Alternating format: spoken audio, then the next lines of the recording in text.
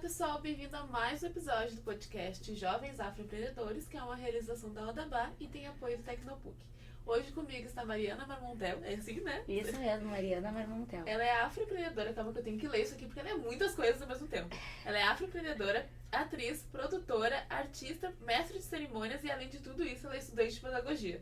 Ela é uma super mulher, gente, pelo amor de Deus, ela é tudo em um. Então bem-vinda um pouco, ela vai contar pra gente um pouco da Mariana nessa história. Bem-vinda! Então tá, obrigada. Então eu me chamo Mariana, né? Conhecida também como Negamari. Eu tenho 25 anos, eu sou afroempreendedora, tenho uma marca de acessórios chamada Dona da Roda.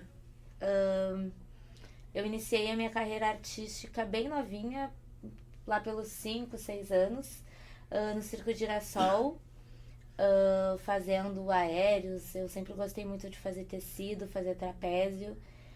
E aí, a partir do circo, eu fui convidada para fazer participação em um espetáculo que tinha muito conhecido, ainda é muito conhecido, na verdade, um espetáculo que existe já há muitos anos, que é o espetáculo Adolescer, no qual eu fui chamada inicialmente para fazer umas participações, assim, com coisas circenses, né, em uma cena.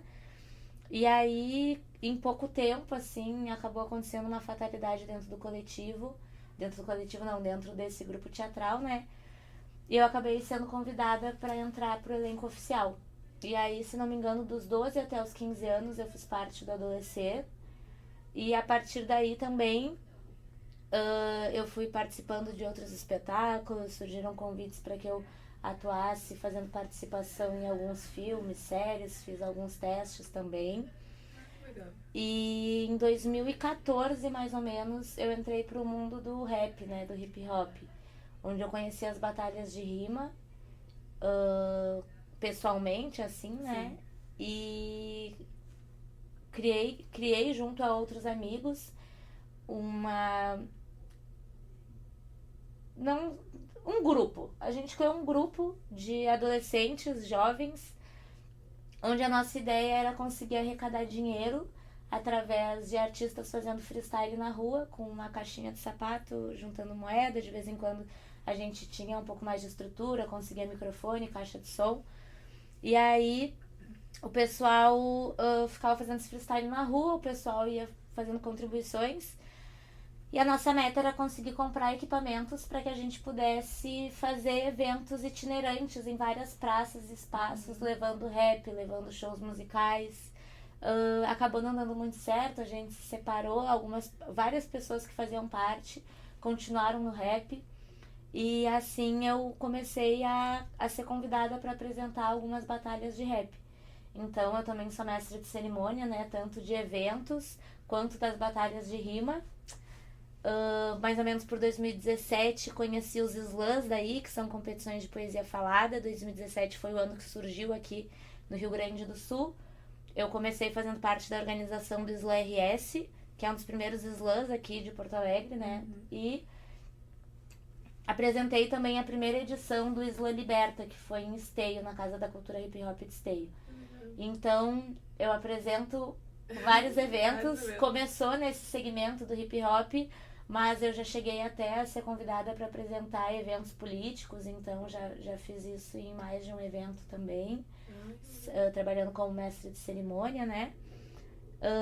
O que mais? Deixa eu ver. Curso pedagogia, né? Tô no 8º semestre de pedagogia.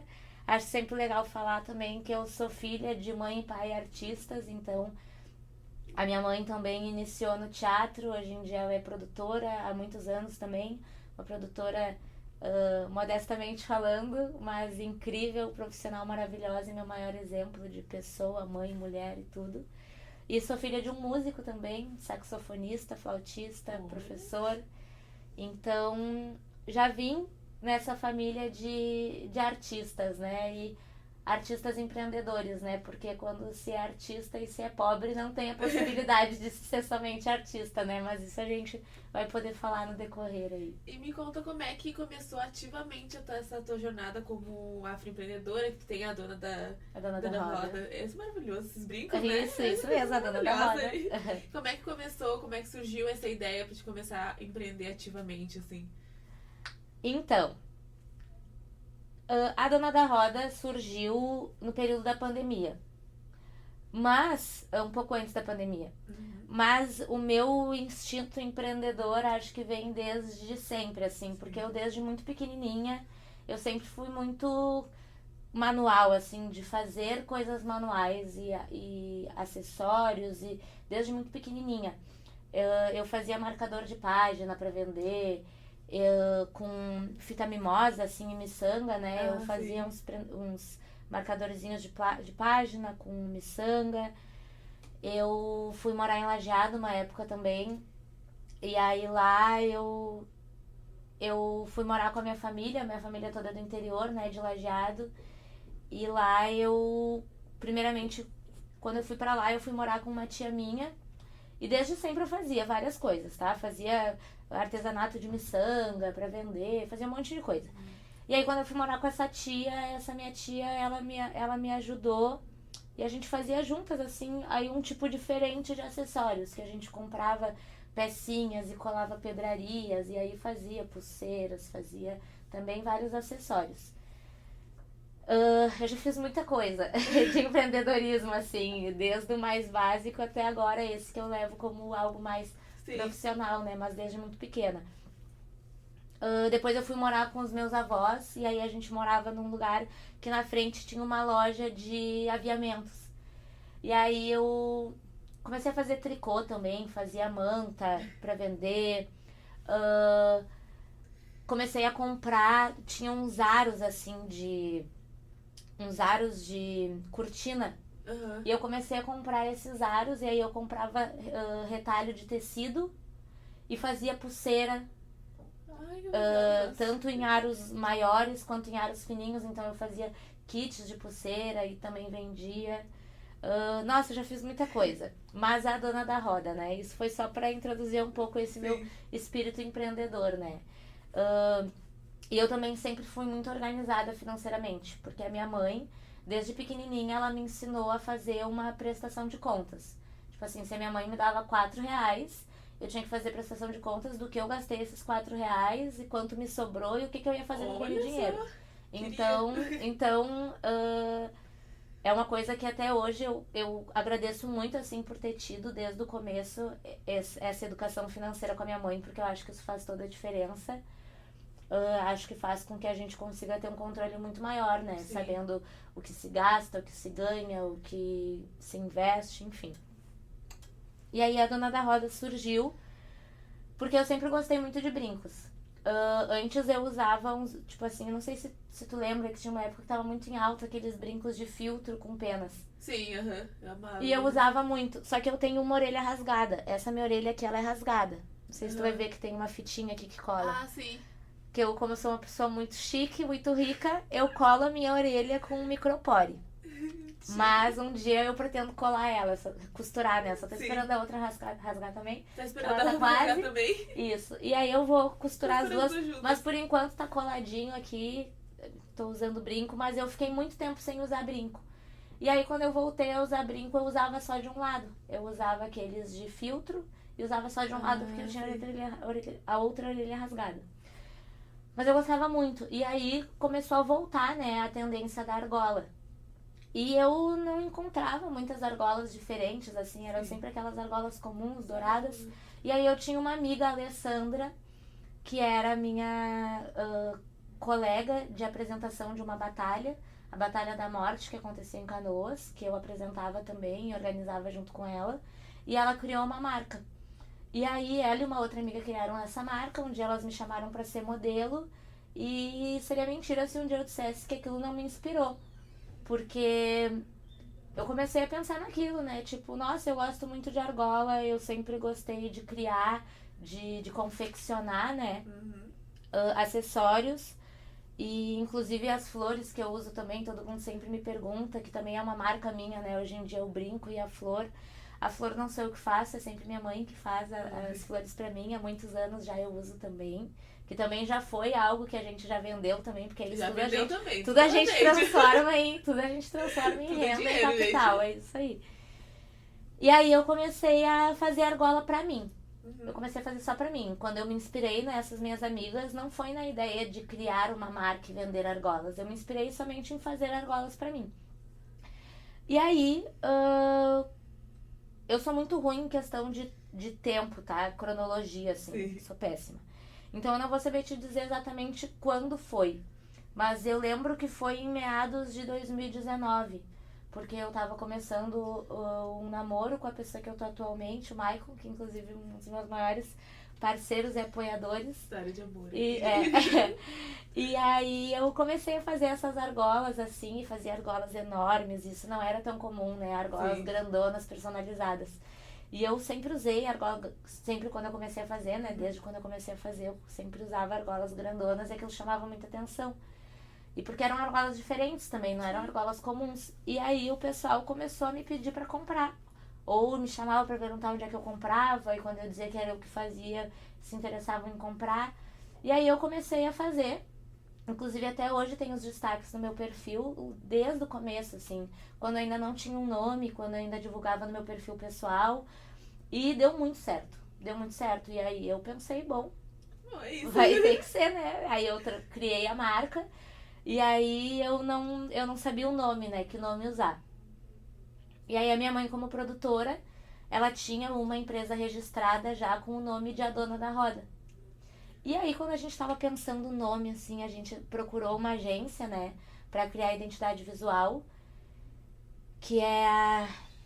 Ai, meu Deus, não posso errar o nome da agência. Pode errar o nome da agência. Eu vou procurar aqui pra não errar. Mas é a agência da Deinha, que é também uma empreendedora preta e incrível.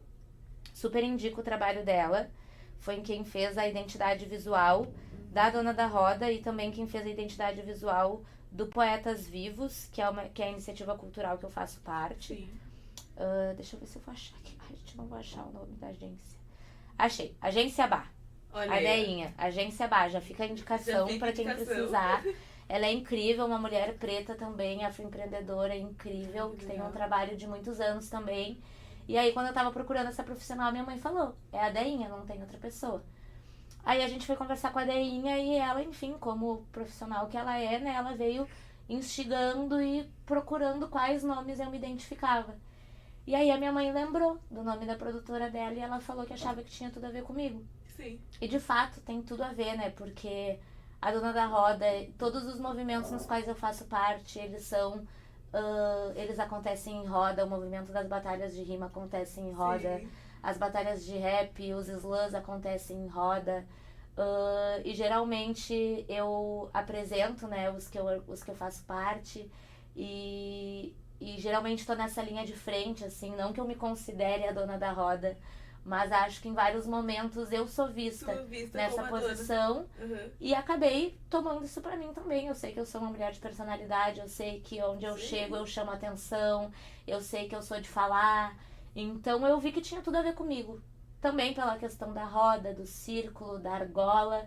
Mas para além disso, né, também carrega toda uma ancestralidade, né? Essa questão dos ciclos, da circularidade, né? Das relações, das vivências, Sim. da nossa existência. Então a roda também vem bastante disso. E aí, quando veio a pandemia, surgiu o auxílio emergencial, né? E aí, veio aquela renda pra mim, um auxílio, e eu investi todo o meu auxílio pra criação da Dona da Roda. Investi na criação da identidade visual, tudo, logotipia, material, todo o MIV, né? O material Sim. de identidade visual, tudo isso. E aí, eu investi nisso, assim, e aí surgiu a Dona da Roda de fato, porque até então eram as argolas que eu produzia pra mim e vendia de vez em quando. Mas foi tudo um processo muito rápido, assim. Eu não lembro exatamente quando foi que começou a pandemia, mas foi muito rápido, porque eu comecei a fazer essas argolas, veio a pandemia, veio o auxílio, e aí eu investi todo o meu auxílio pra criação de fato daí da marca. E deu super certo, né? Deu super certo. E tu acha que esses teus outros empregos também, que é mestre de cerimônia, atriz, produtora, tudo influenciou pra te ser uma boa empreendedora agora? Como é que tu acha que isso influenciou na tua vida pra chegar até esse ponto de ser uma empreendedora que tá dando sucesso? Eu acho que em primeiro lugar, a minha mãe, né? Porque Sim. se eu não tivesse tido esse ensinamento desde pequenininha com ela, talvez talvez sim, talvez não, mas acho que isso me facilitou que eu tivesse tido sucesso em tudo isso por já ter uma base, né? Sim. De como fazer, do que não fazer, de como dar certo, mas nunca foi esperando assim que se tornasse algo muito grandioso, mas automaticamente acabou se tornando. Acho que pela forma que eu me dedico a tudo, o carinho que eu coloco em tudo, o amor, é difícil conseguir conciliar tudo, mas eu acho que as coisas se unem muito, né? Por exemplo, até um determinado tempo atrás eu andava com a minha sacola com as argolas na rua. Porque eu tô usando as argolas. As pessoas automaticamente perguntavam, tenho aqui. E ali eu já vendia. Só que agora, com Poetas Vivos, né, a gente tem um trabalho diário e noturno, onde a gente vende livros, né, que são os nossos materiais literários, que também é um outro empreendedorismo que a gente tem, né. E aí é muito peso, tu viu, né? Eu cheguei aqui cheia de coisa. Imagina se eu tivesse já com as argolas. Porque é isso, agora eu tenho que sair todo dia já com os livros. Mas é algo que é o tempo todo, é corriqueiro, assim. Sim. Eu chego, as pessoas automaticamente já elogiam o meu estilo, elogiam as minhas argolas, e aí eu já digo, isso é eu que faço, eu tenho uma marca, procura lá no Instagram, Dona da Roda. Então, tipo assim, ó, todo dia que eu trabalho, pelo menos umas 15 pessoas, sem mentira, elogiam meus brincos e automaticamente já é mais um contato que eu tô fazendo que vai chegar ao perfil da Dona da Roda como possíveis clientes, né? Sim. E a Dona da Roda também é uma marca que ela é... as argolas, elas são sem gênero, né? Então, a argola da Dona da Roda, ela pode ser usada por qualquer pessoa, não tem um público-alvo específico. Óbvio que o meu foco sempre é... as pessoas, sempre são as pessoas pretas, né? Sim. Que é o meu foco principal, assim. Mas em relação à raça, eu tenho esse público-alvo. Mas em relação a gênero, não. A Dona da Roda é pra todo mundo. Pra todo mundo. E me explica um pouco desse teu outro projeto, que é o Poetas Vivos, né? Pode contar um pouco pra gente, até explicar como é que tá sendo essa tua estratégia de empreendedorismo, como tu tá divulgando, crescendo isso. Então, gente, Poetas Vivos é uma iniciativa cultural, né, de jovens pretos e periféricos, que existe desde 2018. Eu ingressei em 2019, como grande parte das organizações nas quais eu faço parte, nenhuma eu iniciei. Todas foram organizações nas quais o pessoal foi acompanhando o meu trabalho, vendo o trabalho que eu desenvolvia, e acho que de alguma forma viam que tinha tudo a ver com o que era feito por essas organizações e me chamavam. Foi assim na Batalha das Monstras, que eu organizo até hoje. Foi assim na Batalha da Morte, que era uma batalha que infelizmente hoje em dia a gente não conseguiu dar continuidade, mas até ano passado existiu. Foi assim com a Batalha do Gasômetro, que eu também apresentava. Foi assim com o Rap em Cena, que atualmente eu também faço parte. Eu sou curadora oficial da Batalha do Olímpio e apresentadora. Que é uma batalha que acontece nos festivais Rap em Cena, né? Que, enfim, atualmente é o maior festival de hip hop do sul do Brasil, se não do país, se não me engano. Enfim, eu faço parte de muitas coisas, né? O Slam RS também já existia quando eu entrei. Então é isso, eu nunca vão me ver batendo no peito pra dizer, eu iniciei esse movimento, não. Eu bato no peito pra dizer que que essas movimentações todas foram movimentações que já existiam e que as suas organizações, ao verem meu trabalho, viram que tinha tudo a ver com aquilo. E aí o Poetas Vivos é um desses, né? O Poetas Vivos a gente trabalha com 4 pilares. Um pilar é o pilar musical, onde a gente faz músicas, inclusive a gente tem nosso canal, Poetas Vivos, no YouTube. Pra quem quiser conhecer, lá a gente já tem bastante músicas lançadas. A gente faz shows musicais. A gente tem a área literária, onde a gente tem livros lançados já. A gente já tem 2 livros publicados por editora. E a gente tem vários fanzines e livretos que a gente lança com frequência, porque como a gente tá todo dia trabalhando na rua, a gente precisa estar sempre se adaptando, né? E tá sempre trazendo coisas novas para que o público não canse de nós. Afinal, quem tá toda semana num bar pode ter certeza que vai nos ver lá toda semana também. Musical, musical, a literária, a educacional, onde a gente faz oficinas, formações, rodas de conversa, a gente frequenta vários espaços institucionais, escolas, empresas que nos contratam para falar sobre educação antirracista, para falar sobre o movimento dos slams. A gente tem uma oficina que a gente dá que na verdade é uma roda de conversa, né? Que a gente chama de o movimento do rap, dos slams e as possibilidades que a arte nos traz. Onde a gente, onde a gente se coloca, né? Como um exemplo de pessoas que vivem de arte e que deu certo. Que é isso, a gente vive inteiramente de arte. Aí, obviamente, lá a gente não romantiza nem um pouco. Sim. A gente fala que é isso, a gente vive de arte, mas são 10 artes diferentes, entendeu? Os meus colegas atualmente, ninguém mais trabalha de CLT, todo mundo largou a carteira assinada para poder se dedicar ao trabalho artístico. Então, isso é uma coisa que a gente se orgulha muito de falar. E graças às pessoas que nos contratam, às pessoas que adquirem os nossos materiais diariamente, né? E aí vem esse quarto, que foi o último. Me fugiu a palavra. Quarta área que surgiu, né, no nosso trabalho, que talvez já existisse desde muito antes, mas que a gente entendeu que era isso no período da pandemia. Que foi o pilar do.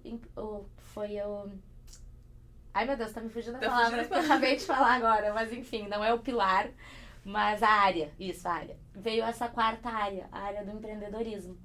Porque com a vinda da pandemia a gente ficou um pouco sem possibilidade de renda, né? Porque a gente fazia oficinas, escolas todas fechadas. Participavam de eventos, nenhum evento acontecendo. Vendíamos livros nos bares, os bares todos fechados. Então todas as possibilidades que a gente tinha de renda cessaram. Depois de um tempinho começaram a vir os eventos virtuais, né? Então a gente deu oficina online, a gente participou de evento recitando online, a gente fez tudo online. Mas até acontecer isso, a gente tava com aquele receio, e agora o que a gente vai fazer? Sim. E aí tem uma marca que é a Loja Verse, que é uma marca que é da Serra, mas que tem loja aqui em Porto Alegre também, que tem o Diego, que é um grande apoiador nosso também. E aí a gente começou a pensar formas, ele tem uma loja de roupa, né? Sim. Que, enfim, vende várias coisas, mas eles produzem especialmente roupas. E aí a gente começou a pensar possibilidades, assim, de criar essa parceria. Aí a gente primeiro fez uma camiseta do Poetas Vivos, lindíssima, onde tem uma faixa, tem o punho do Poetas. É uma camiseta muito linda, fez sucesso, a gente vendeu super bem. E isso é uma coisa que é incrível, que eu acho que é importante falar também quando se fala de empreendedorismo, né? Quando tu tem um público fiel. Sim. O que tu for fazer, as pessoas vão comprar. E aí na Dona da Roda também teve isso. Por exemplo, na época da pandemia ali, fiz máscara da Dona da Roda. Gente, vendeu um monte. Foi lindo, lindo. Máscaras que tinham o logo da Dona da Roda. Aí depois da camiseta a gente fez também moletons com a Loja Versa em parceria. E também deu certo, a gente vendeu. Não tudo, a gente ainda tem, inclusive, pra vender, se alguém se interessar em adquirir. A gente também fez uma parceria com a marca Ritos, que é uma empresa que trabalha com resina epóxi para para confecção de produtos canábicos, para serem usados em sessões canábicas. Então eles fazem bandejas, eles fazem incensário, eles fazem porta-copo, eles fazem cinzeiro. E aí a gente fez uma parceria com eles também. E aí a gente fez cinzeiro do Poetas Vivos e da Dona da Roda. A gente fez porta-copo do Poetas Vivos e da Dona da Roda, que também vendeu bastante. Então a gente tem essas 4 áreas de trabalho no Poetas Vivos, né? E a gente se dedica muito em todas elas, assim. E acho que tem tudo a ver essa questão do nossa 4ª área, né? Que é a do empreendedorismo. Onde é isso, talvez a gente não tivesse entendido ainda que o Poetas Vivos, desde o começo, já tinha essa área do empreendedorismo. Afinal, é isso, né? A gente vende o nosso trabalho, os nossos livros, a gente já fazia eventos em escolas. Mas depois que da pandemia, assim, que a gente entendeu que a gente tem essa 4ª área, sabe? Sim. Eu acho que até a próxima pergunta que eu ia fazer pra ti, que era sobre pedagogia, inclui um pouco os Poetas Vivos, que eu acho que é uma iniciativa que pode se incluir. Mas tu acha que a pedagogia tem algum papel importante ou que pode influenciar essa iniciativa de influenciar o afroempreendedorismo? Então, dentro do próprio Poetas Vivos, né, a gente fez, também no período da pandemia, a gente foi aprovado em um edital, que era o edital Marco Polo, em parceria com a Lei Aldir Blanc, que inclusive foram formas que a gente teve também de conseguir se manter no período da pandemia, né? Porque tava difícil de fazer renda. Sim. E esses editais de incentivo à cultura foram muito importantes. Inclusive, fica aqui o apelo para que cada vez tenham mais editais Isso que aí, fomentem a cultura preta, que fomentem a cultura periférica, que é um foco do Poetas Vivos, e meu também enquanto indivíduo. E que as pessoas também aproveitem quando essas possibilidades surgirem, né? E que também se tenham formas de, enfim, de formação para que quando tenham essas oportunidades, todo mundo possa acessar. Porque a gente sabe que isso também não é algo tão fácil, né? E aí é o que eu trago mais uma vez, a minha mãe, né? Graças à minha mãe, que já trabalhava com isso há anos, e eu desde pequenininha lembro, eu bem pequenininha ajudando minha mãe a preencher dados em tabela de prestação de contas de edital, fazendo coisa. Então eu já tinha também, por mais que talvez eu não soubesse, talvez ainda tinha um pouco daquela memória, sabe? Sim. Então, enfim, os meus colegas do Poetas também são incríveis. O meu parceirão de edital, que é o Dedes, que tá sempre comigo lá pra gente se matar escrevendo os editais. Mas enfim, aí veio o Poetas Vivos formando multiplicadores de cidadania, que foi um momento, eu acho... Porque é isso, né? Diariamente eu acho que a gente une esse meu trabalho da pedagogia com o nosso trabalho artístico. E mesmo os meus colegas não cursando pedagogia, eles também são educadores, né? Educadores sociais, então a gente trabalha isso diariamente. Mas teve esse projeto nosso, Formando Multiplicadores de Cidadania, onde inclusive está disponível no YouTube de forma gratuita para quem quiser acessar. A gente abriu essa formação que era focada em professores e educadores, professoras, educadoras, da rede municipal, rede também privada, né, de ensino, onde a gente trouxe 4 pilares que a gente considera fundamentais de serem trabalhados e que a gente aborda no nosso trabalho e que a gente trata como formas de combate ao racismo, que é o afeto, a saúde mental, o empoderamento e a resistência, né, o antirracismo. Falar sobre o racismo, combater o racismo. Sim. Aí teve o primeiro episódio, que foi esse sobre racismo, onde eu mediei e as pessoas integrantes do Poetas Vivos foram as pessoas entrevistadas. E aí a gente falava sobre as nossas experiências da escola, sobre como foi pra nós estar na escola enquanto pessoas negras. E a gente sabe o quanto é traumatizante, o quanto é terrível pra quem é preto tá no ambiente da escola. Então essa formação nossa, ela veio muito com isso, assim, também trazendo, né, o ERER, a Educação das Relações Étnico-Raciais.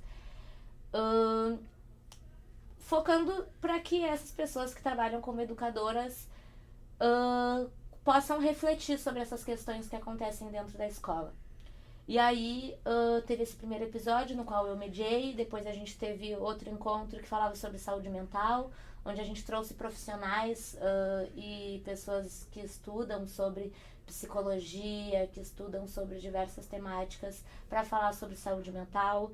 Mesma coisa na da autoestima, do empoderamento, a gente trouxe profissionais que trabalhavam com stylist, a gente trouxe pessoas que trabalhavam com questões de empoderamento, né?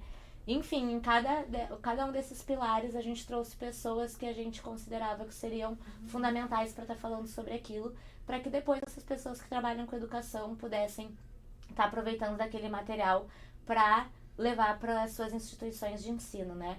E aí esse edital foi incrível porque além de possibilitar que a gente pudesse possibilitar renda para muitas pessoas e muitas pessoas pretas, também fez com que a gente conseguisse ter esse material incrível que a gente acha que realmente, assim, ele tem bastante a agregar, sabe? Pra quem trabalha em escola. E a gente também ofereceu para quem fez esses cursos um certificado dado pela URGS, porque a gente tinha uma integrante, a Natália Pagô, que ela é formada em biologia, ela recém apresentou agora também o mestrado dela, então ela é uma mestra, né, em biologia e educação, uma profissional incrível também, que acho que durante muito tempo também ajudou com que a gente conseguisse fazer essa ligação entre o ensino e a arte, né? Então trago bastante a Nath como uma inspiração disso dentro do coletivo, por mais que eu curse pedagogia, eu não me considero uma estudante de pedagogia. Porque pra mim, estudante é isso, assim, algo que a Nath fazia, sabe? Alguém que se dedique inteiramente para aquilo. E eu, infelizmente, dentro da realidade que eu vivo e das necessidades que eu tenho, eu não consigo me dedicar da forma como eu acho que seria o ideal pra minha faculdade, sabe? Sim. E eu faço faculdade à distância. Eu tô no 8º semestre de pedagogia, eu fui aprovada com bolsa integral na faculdade. Só que eu tenho a minha teoria de que a faculdade à distância, ela só é de fato não válida, porque válida é de toda forma, assim. Mas eu acho que só consegue se dedicar de fato pra uma faculdade à distância quem tem tempo pra isso. Tem tempo, sim. Porque se tu É não difícil, tem, né? é muito complicado. É muito complicado tu conseguir ter tempo pra ler os livros, estudar, fazer prova, fazer trabalho. Então, não falo isso como um exemplo a ser seguido e nem como um orgulho, mas É uma como realidade, honestidade e sim. realidade. Eu acho que a gente tem que. A gente não pode também, é que nem quando a gente vai na escola, né? A gente não diz assim, ai, acreditem, vocês serão artistas famosos, é tudo muito fácil, você não tá ganhando 10 mil por mês. Não. A gente fala, a gente vive de arte. Mas pra gente viver de arte é isso, isso, isso, isso e isso. E a gente tá disposto, por isso que a gente tá aqui. Mas não é fácil. E a faculdade é isso também. Acho que é muito bonito, é muito romântico, mas a realidade é outra, assim. Eu gostaria muito de poder me dedicar, mas não consigo. Por isso que eu sempre digo, quando pergunta como é que tá a faculdade. Tá lá. Tá lá, ela tá, Tá lá. Eu tô aqui, ela tá Tá lá. lá, faço minhas provas, nem sempre consigo fazer meus trabalhos. Sim. Tenho uma camaçada de trabalho atrasado. Mas a minha meta é poder. Porque quando eu entrei na faculdade eu não sabia ainda o que eu queria fazer. Aí sabe quando tu não sabe qualquer coisa, tá bom? Tu faz qualquer coisa. Passei de graça, faculdade, De não vou graça, pagar GG. nada. Passei pelo Enem, fruto do meu esforço, isso aí, Sim. vou dar ali. E dei-lhe e tô dando-lhe até agora. Mas no processo eu descobri o que eu queria fazer e hoje em dia Tu eu não sei. pretende seguir. Não, eu quero fazer artes cênicas. Eu Sim, quero faz fazer, sentido. daí eu quero fazer uma faculdade presencial onde eu possa me dedicar a isso. Mas eu entendo que talvez não era o momento e por isso Sim. que não aconteceu, porque eu também fui aprovada na UERGS, mas perdi a chamada. E aí, pra mim, era isso, não era pra acontecer, vai ser outro momento. Então, eu acho que é isso, assim, trouxe a Nath como um exemplo, porque eu acho que ela é um grande exemplo de uma pessoa apaixonada pela educação. E acho isso lindo. Eu também sou apaixonada pela educação, mas eu sou apaixonada pela arte. E quando isso traz a educação, pra mim é perfeito. Eu trabalhei durante 1 ano como educadora em um projeto, que era o Maker Space, o Besouro. E eu trabalhava como educadora de letramento. E aí, esse projeto era um projeto contraturno que os alunos tinham, onde trabalhavam as 7 belas artes, que daí trabalhava cinema, trabalhava música, trabalhava jogos, trabalhava... Só que era muito legal, porque, por exemplo, arquitetura. Não era aquela arquitetura que a gente conhece. Eles trabalhavam jogos 3D, por exemplo. Música. Não era só aquela coisa formal. Eles trabalhavam, eles tinham um DJ que dava aula de discotecagem, entendeu? Então era um projeto incrível, assim, incrível. Eu amei fazer parte. E aí eu trabalhei durante 1 ano, foi lindo, eu tinha 19 anos na época. 19? Isso, foi antes da pandemia. Não, 19 anos não. Delirei. Não. Então tá. Não tinha 19 anos, eu tinha 21. Eu tinha 21 anos. E eu dava aula para alunos de 12 a 18 anos. E era muito legal, porque, imagina, eu jovem, meus alunos novinhos, Sim. então eles super se identificavam comigo, daí isso chegava eu lá de brinco, porque nessa época eu já fazia os brincos pra mim, né? Ainda não era dona da roda, mas eu já fazia os brincos. Aí eles amavam os brincos, as minhas alunas amavam ver que tinha uma professora de Black Power, os meus alunos adoravam que eles tinham uma professora que falava gíria, eu botava funk pra eles ouvir na aula, eu botava rap pra eles ouvir na aula, eu levava atividades sobre teatro, atividades sobre hip hop. Então era muito legal porque era isso, assim, eu tinha muita liberdade. Então, dessa forma, eu te digo que com certeza eu continuaria, assim. Sendo porque, educadora, sim. porque foi incrível, foram uns momentos mágicos, assim, que eu vivi na minha vida. E, inclusive, tem uma situação que eu sempre gosto de falar, em todas as oportunidades que eu tenho, eu falo, eu repito, porque é algo que eu vou carregar pro resto da minha vida como um orgulho muito grande. Eu tinha um aluno, né, tive um aluno nessa época, o Douglas, que ele era aqueles atentados, assim, sabe, atentado. Mas ele gostava muito de mim, eu também gostava muito dele. E ele adorava que eu levava rap, que eu levava funk. E aí um belo dia, eu acho que eu nem dava mais aula pra eles, porque já tava pandemia. E aí um dia ele me mandou uma foto, um vídeo dele no quarto dele gravando uma música. Ele botou o colchão dele, botou o celular, o microfone do fone, tinha um caderno dele ali com a letra, e ele gravou uma música. Daí ele me chamou e falou: Sora, eu tô gravando a minha música. E aí eu, meu Deus, né? Aí eu já chamei os guri do Poetas e eu falei: gente, o que a gente vai fazer? Vamos... não, antes eu chamei o Jay. Eu chamei o Jay Gueto, que ele tem uma produtora aqui, a Gueto Anonimato, é um estúdio, onde o Poetas Vivos também grava lá. E ele sempre foi meu parceirão, assim, antes mesmo de eu entrar no Poetas Vivos. Que além de tudo que eu faço, eu também canto, né? Eu canto também. Olha aí. E aí, antes de eu entrar pro Poetas, a primeira música que eu gravei foi com o Jay Gueto. E aí, quando eu fazia atividades na escola, assim, quando eu tava no ensino médio ainda que precisava de alguma coisa, ou batalha, coisa, o Jay sempre era um apoiador. Ele dizia: não, bota um beat de premiação, bota uma gravação de premiação. E aí eu lembrei do Jay, né? Eu falei: ô Jay, olha só, tô com esse meu ex-aluno, Douglas, aí mandei pra ele. Ele falou: Mari, vamos fechar. Traz ele aqui um dia no estúdio e vamos gravar uma música dele. Aí chamei os guri do Poetas, mostrei e falei: ó, o Jay pirou de gravar. Aí o Erickson e o Dick já falaram: vamos criar uma capa pra música dele. Aí fizeram a capa pra música dele. Resumindo, tá? Demorou um tempo até o Douglas conseguir ir, porque veio a pandemia, ele dependia da mãe dele pra levar ele no estúdio, ele ainda era novinho, agora ele já é um homem. Mas eu vejo como algo pontual, assim, na minha vida. Que mostrou, porque a gente vê diariamente os retornos que a gente tem do nosso trabalho. Mas esse foi um que me marcou muito, assim, porque eu vi que a forma como eu trabalhei com as coisas na escola não fizeram com que ele quisesse, porque eu acho que isso era algo que ele já queria. Sim, mas que de alguma forma mostrou pra ele que era possível, sabe? Possível. Que ele ia conseguir. Que não era porque ele não tinha dinheiro que ele não ia conseguir.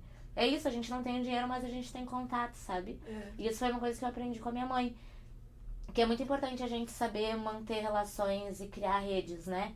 Porque é isso, quando a gente tem redes, quando a gente tem um público fiel, a gente tem suporte. E aí, hoje em dia, o Douglas, ele já fez contrato de música, ele já viajou, acho que pro Rio de Janeiro, se não me engano. Ele já viajou pra fazer contrato com outras produtoras.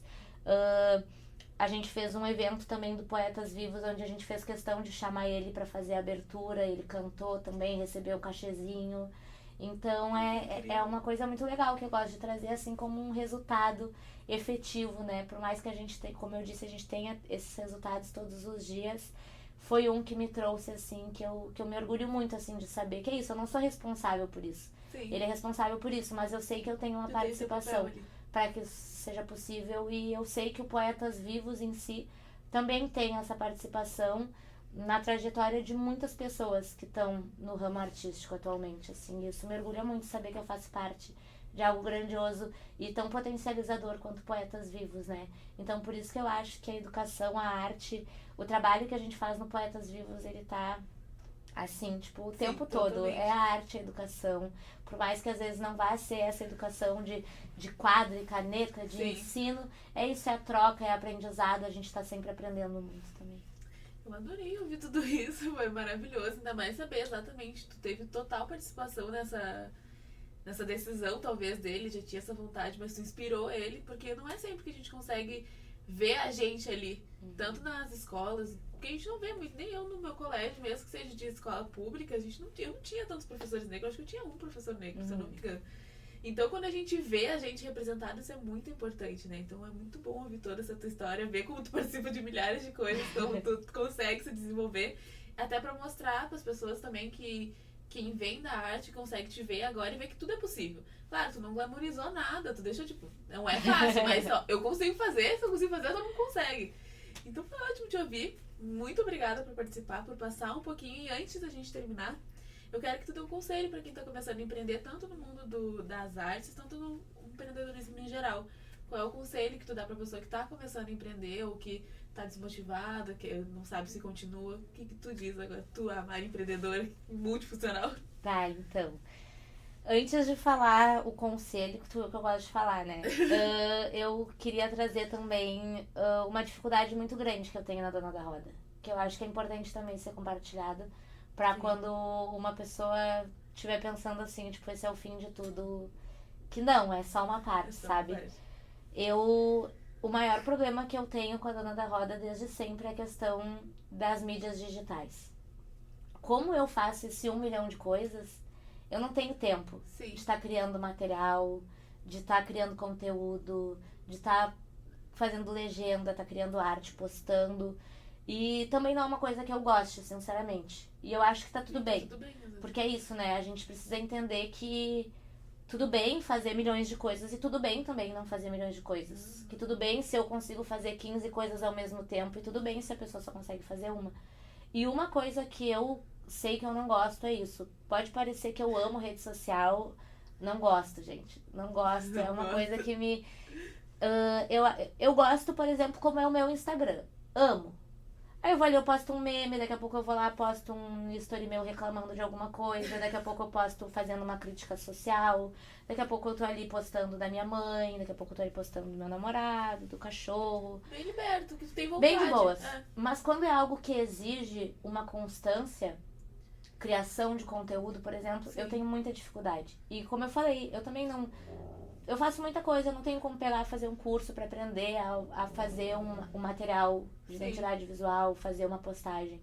E aí esse é o problema que eu encontro desde o início na Dona da Roda. Já passaram 3 pessoas que eram responsáveis por isso, mas tudo isso requer um investimento, né? Sim. E aí eu não faço, mas eu preciso pagar alguém que faça. E muitas vezes o valor que eu pago é maior que o valor que eu recebo de vendas. E eu acho que isso é uma coisa importante de colocar também. Isso fica inclusive como um convite a quem estiver assistindo. Daqui a pouco, se tiver alguém aí que trabalha com gestão de mídia e olhar aqui toda essa nossa troca de ideia e pensar assim, nossa, eu gostaria de investir, nessa pessoa. Eu tô muito aberta, não sou aberta como precisada. Então, porque é um investimento que eu faço, porque eu sei que é importante. Eu não vou chamar ninguém pra trabalhar de graça pra mim, mas a gente sabe que às vezes tem pessoas que procuram iniciativas que fecham com o que a pessoa considera massa pra querer investir, né? Sim. Então, daqui a pouco, se a alguém... experiência, daqui a pouco, se alguém me olhar e quiser, tipo assim, é isso, eu preciso. É muito difícil conseguir manter. Por exemplo, por mais que atualmente eu tenha uma pessoa que cria as artes, eu ainda precisaria de alguém que criasse o conteúdo todo, sabe? E pra mim isso é muito difícil. Queria muito poder olhar agora e dizer assim, eu queria muito fazer isso. Não queria fazer isso. Eu já faço muita coisa, não quero fazer isso. Eu gosto de produzir, eu gosto de vender. Talvez se eu tivesse mais tempo, talvez até poderia me animar pra buscar como saber fazer isso, Sim. né? Mas não consigo, é isso. Eu tenho muitas coisas que eu faço e é isso. Eu acho que tá tudo bem eu não conseguir fazer tudo, sabe? E aí seria importante pra mim que eu tivesse daqui a pouco alguma empresa que tivesse condições de estar investindo no meu trabalho, pra estar trazendo esse trabalho pra mim, né? Porque, enfim, qualquer pessoa que olhar o perfil da Dona da Roda vai olhar, vai ver que ali tem muita personalidade. Sim. É um trabalho que tem muito carinho. As 3 pessoas que passaram por ali, eu sei que foram pessoas que se dedicaram muito, que botaram muito carinho em cada uma das artes que criaram, em cada uma das postagens que fizeram. Mas tem sido cada vez mais difícil pra mim conseguir manter isso, sabe? Esse valor mensal que muitas vezes não traz esse retorno financeiro, sabe? Então, trouxe esse desabafo. Um apelo também. Isso, porque eu acho que é importante também, porque como eu disse, é muito fácil olhar ali um perfil bonitinho, as argolas na rua e achar que tá tudo fácil, mas não é tudo muito difícil. E sobre o conselho, eu acho que o primeiro conselho é buscar essa organização financeira. Eu acho que quando não se tem organização financeira, tu pode ser milionária, que teu empreendimento ele não vai dar certo. Daqui a pouco, por tu ser milionária, pode parecer que tá dando certo, porque não faz diferença o dinheiro. Mas se tu for botar na ponta da caneta, tu vai ver que não tá dando certo. Então eu acho que o primeiro passo é a organização financeira. Segundo, saber o que tu quer com aquilo. Eu sei o que eu quero com eu sei o que eu quero com a Dona da Roda. Eu quero trazer autoestima para as pessoas que usam ela. Eu quero que as pessoas que usem saibam que elas são lindas, que elas são potentes, que todo mundo pode usar uma Dona da Roda, que tu não precisa ser completamente extravagante para usar uma argola assim, mas que tudo bem também, se tu quiser argolas mais simples, vai ter argolas mais simples também. Mas, por exemplo, a minha mãe no começo, ela era super... Ai, as argolinhas pequenininhas e tal. Hoje em dia, tu vê minha mãe, ela tá com uma argola desse tamanho. Então, eu acho que é isso, assim, tu focar o que tu quer com isso, sabe? Eu sei, em cada uma dessas 1000 coisas que eu faço, eu sei qual é o propósito de cada uma delas. Eu sei o que eu quero com o meu trabalho no que eu faço nos slams. Eu sei o que eu quero alcançar com o meu trabalho no que eu faço nas batalhas.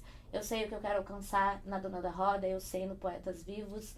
E às vezes a gente pode não saber. E tá tudo bem também. É o que eu sempre digo. A gente vai descobrindo no caminho. Mas o mais importante é saber o que tu não quer. Por exemplo, eu sei o que eu não quero com a Dona da Roda. Eu não quero que a Dona da Roda seja algo estereotipado. Eu não quero que a Dona da Roda seja algo que daqui a pouco chegue num valor que as pessoas não consigam acessar. Mas ao mesmo tempo eu também sei que eu preciso fazer com que isso valha o valor que eu gasto de material, o tempo que eu coloco ali pra produção. Porque a maioria das vezes eu produzo de madrugada, porque é o único tempo que eu tô em casa. A maioria não, todas as vezes eu produzo de madrugada. São pouquíssimas vezes que eu me lembro de ter produzido durante o dia, assim. Então, tem muita coisa que envolve, né? Mas acho que o meu conselho é esse, assim, que as pessoas enxerguem a sua realidade e o que é possível fazer dentro dessa realidade. É isso. Eu, atualmente, fazendo 1000 coisas, eu consigo. Por mais que nem sempre eu tenha um retorno financeiro, eu posso, hoje em dia, estar investindo para uma pessoa fazer isso. Mesmo que eu sei que é um valor ínfimo, assim. Sim. Mas é isso. Muitas vezes eu não recebo esse valor em venda, sabe? E vão ter pessoas que não vão ter nem esse valor ínfimo para investir. E aí é isso. Vai ter que ir atrás de procurar parceria, vai ter que ir atrás de procurar curso para daqui a pouco ser a própria pessoa fazer. Afinal, em muitas coisas a gente é assim, né? Por exemplo, eu queria poder ser só artista, ter alguém me produzindo, mas eu não posso. Então eu tenho que ser artista, eu tenho que ser produtora, eu tenho que ser divulgadora, eu tenho que ser tudo, assim. Eu acho que o meu conselho é esse, assim, sabe? Que a gente enxergue a nossa realidade e respeite a nossa realidade, sabe? Mas sempre buscando o que a gente tem como foco. O meu foco não é, por exemplo, ter uma loja Dona da Roda. Esse não é o meu foco.